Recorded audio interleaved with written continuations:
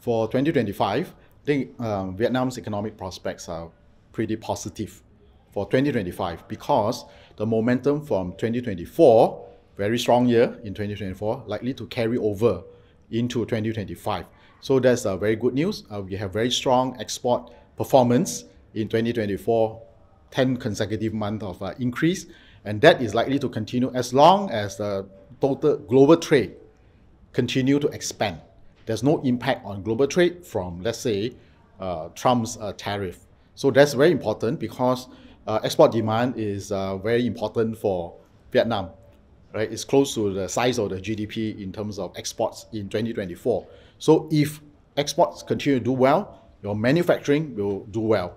Your manufacturing is doing well, workers' wages will continue, and that will continue to rise, and that will benefit your spending, that will increase your chances of reaching the goal in 2030 with this middle income or for developing market status for Vietnam.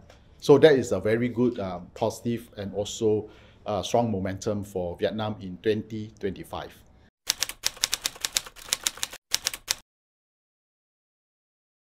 So for Vietnam, I think trade will remain a very important part. So that's one.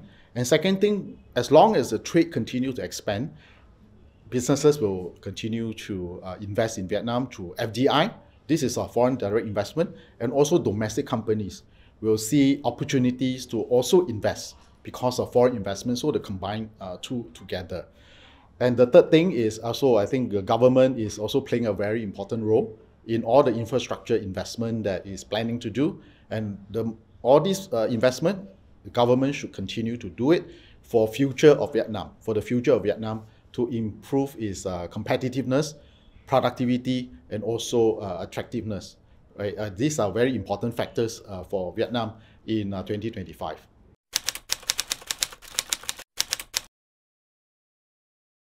So this free trade agreement very important for any country, particularly for Vietnam, because Vietnam's exposure to trade is second highest in Southeast Asia. The highest is Singapore. In Southeast Asia, follow Singapore is Vietnam.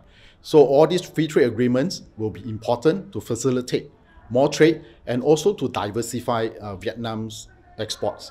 1/4 of Vietnam's exports is right now to US. So if anything bad happens to the US, a lot of Vietnamese exporters will be in trouble. Right, so how do we reduce our risk or manage our risk is to diversify our exports, and all these free trade agreements will help in diversifying your export markets, right, to facilitate the diversification.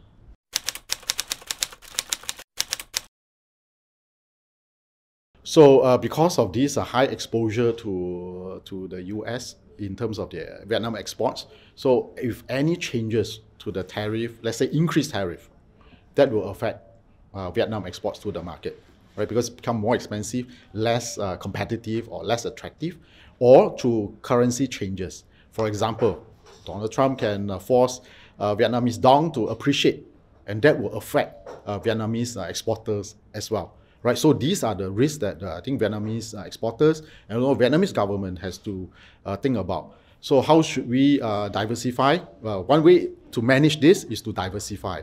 That means US is not 25%. If it's less than 25%, our risk will become lower, right? In terms of being affected by tariff changes in the US, right? So if you are able to spread, we call it not put all the eggs in one basket, right? So if you can spread out, and that will reduce the risk of being affected, right? But you cannot totally eliminate because Vietnam will still have to depend on the global trade to be rising because of the importance of trade in Vietnam's economy. So we want to see global trade continue to increase.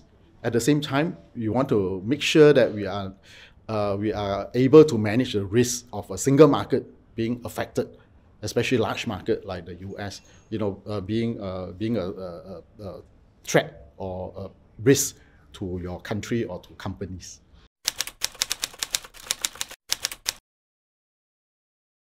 In terms of economic growth, is I think one area of risk that we can think about is the way that the public expenditure is being dispersed.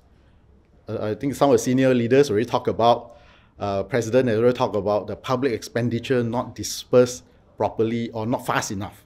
So you want to ensure that the government has already allocated the money to be spent.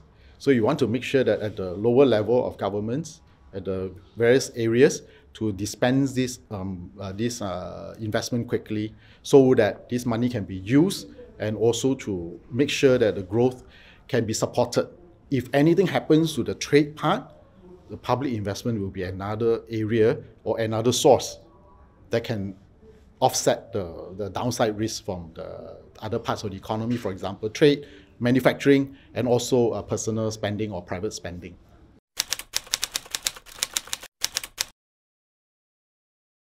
So I think, again, rules of law, very important. I understand that already they are under the new era reform. There are already changes to business laws. And so all these, I think we should continue to make sure that it's transparent, it's straightforward, not complicated.